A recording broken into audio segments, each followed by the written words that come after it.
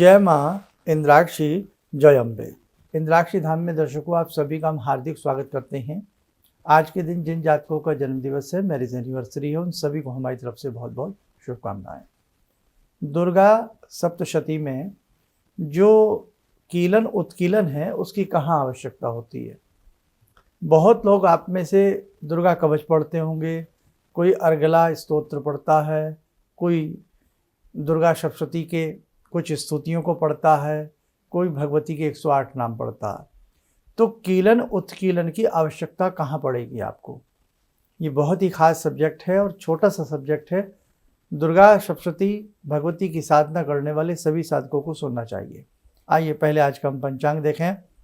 26 अप्रैल सन 2025 दिन शनिवार, संवत 2082, बैसाख मास कृष्ण पक्ष, तिथि त्रयोदशी, नक्षत्र रेवती, राहु काल 9 से 10:30 बजे, दिशा शूल पूर्व दिशा। अब देखिएगा, हम में से बहुत ऐसे साधक हैं जो केवल कवच का पाठ पढ़ते हैं, प्रतिदिन दुर्गा कवच पढ़ते हैं। बहुत लोग ऐसे हैं कि दुर्गा कवच के साथ साथ अर्गला कवच और कीलक भी पढ़ते हैं। बहुत लोग ऐसे हैं कि दुर्गा सप्तशती में से सिद्धकुंजी का पढ़ते हैं, दुर्गा जी के 32 नाम पढ़ते हैं। और बहुत साधक ऐसे भी हैं जो दुर्गा सप्तशती का शुरू से लेकर के लास्ट तक 13 के 13 अध्याय और शुरू के अर्गला कवच कीलक सारी चीज़ें पढ़ते हैं। अब इसमें एक बात आती है कीलन और उत्कीलन की।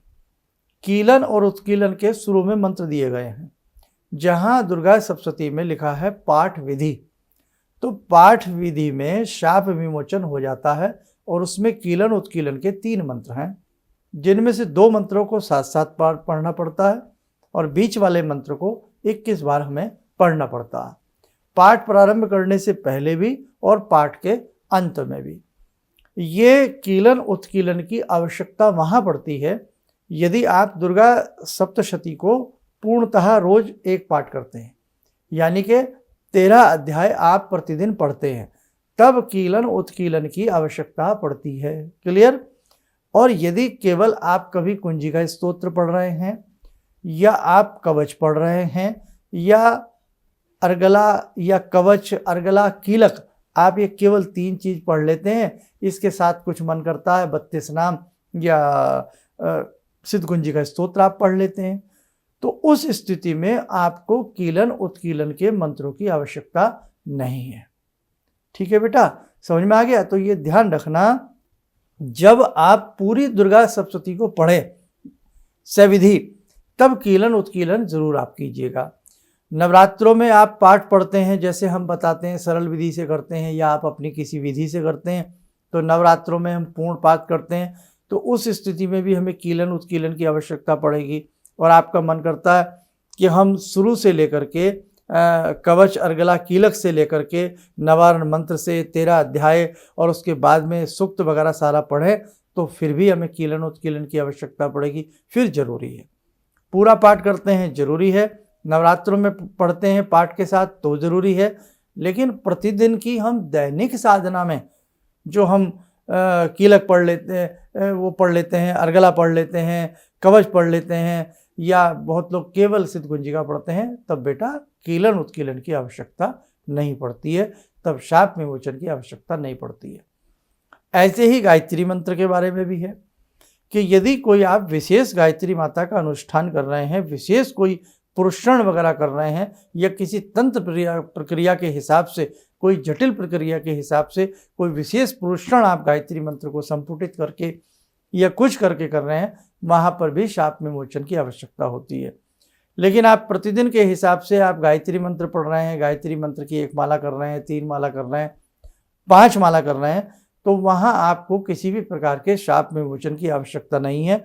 और बाकी किसी वहम में आपको पढ़ना है तो बेटा वो आपकी अपना मन है। ठीक है, और इसके बारे में हम एक अलग से एपिसोड भी बना देंगे गायत्री के लिए। बाकी आज ये हमने आपको दुर्गा सप्तशती में बताया है। तो अब आप आज के बाद से, बहुत लोगों के ऐसे क्वेश्चन आते थे, कमेंट्स आते थे, वो बेचारे सोचते थे कि यदि कवच भी पढ़ना है तो क्या उत्कीलन कीलन करें, शाप विमोचन करें ना करें। आज हमें सिद्धकुंजी का पढ़नी है तो हम कीलन उत्कीलन के मंत्र पढ़ें, शाप विमोचन करें या न करें। तो अब आप इस चीज़ से फ्री हैं, आपको कहीं भी आवश्यकता कीलन उत्कीलन की नहीं है। जब पूर्ण पाठ करते हैं प्रतिदिन के हिसाब से तो वहाँ आपको इसकी आवश्यकता पड़ती है। ठीक, चलिए समय चला है आज जगत जननी की साधना से जुड़ने का। जुड़ते हैं भगवती से। ॐ सिन्दूरारुणविग्रहां त्रिनयनां माणिक्यमूलस्फुरात् स्तारानायकशेखरं स्मितमुखी भापेन वाक्षोरुवां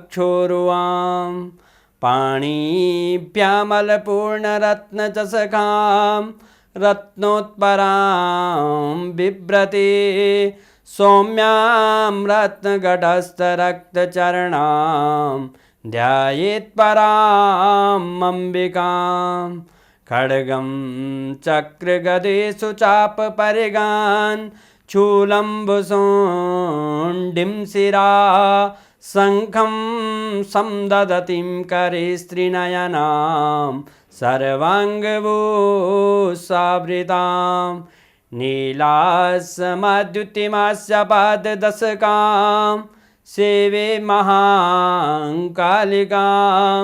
यामास्तो स्वपितैहरो कमलजो हन्तुं मधुं कैटवं विद्युद्दामसमप्रभां मृगपते स्कन्दस्थितां भीषणां कन्या विहकरवालखेटविलसा धस्ताविरासेवितां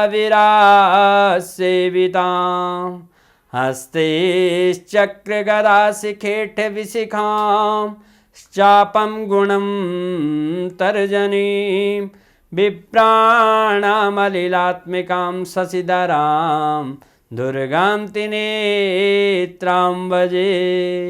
कवच बना लें, ध्यान करें, जगत जननी का शुभ आशीष हम सबके ऊपर बरस रहा है।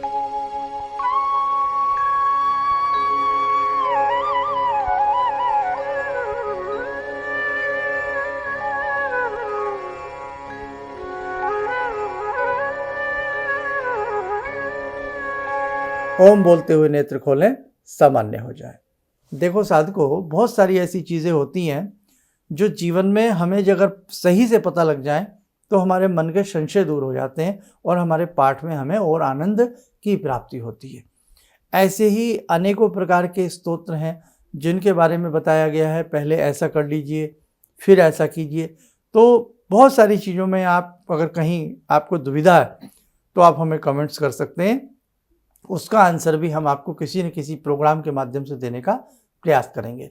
और एक अंक गायत्री के शाप विमोचन के बारे में भी है, उसको भी आप ध्यान से सुनिएगा और समझिएगा। चलिएगा, आप सब लोग स्वस्थ रहें, सुखी रहें। इन्हीं शुभकामनाओं के साथ हम अपनी वाणी को विराम देते हैं। जय जय अम्बे। प्रोफेसर धर्मेंद्र शर्मा जी से मैंने एक बार मिली थी और उसके बाद मेरा तबीयत इतना ख़राब हो गया था कि मैं दूसरे तीसरे हमेशा मैं डॉक्टर के पास जाती थी मिलने। मेरे हड्डियों में इतनी दर्द होती थी तो इन्होंने मुझे एक मंत्र बताया था, दैहिक दैवी भौतिक तापा रामराज कहियो नहीं व्यापा।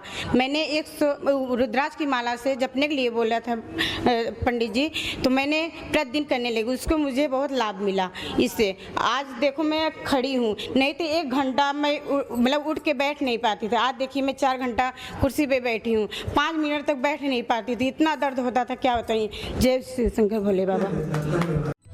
किसी भी समस्या के समाधान के लिए मिले प्रसिद्ध हस्तरेखा एवं वास्तु विशेषज्ञ प्रोफेसर धर्मेंद्र शर्मा जी से।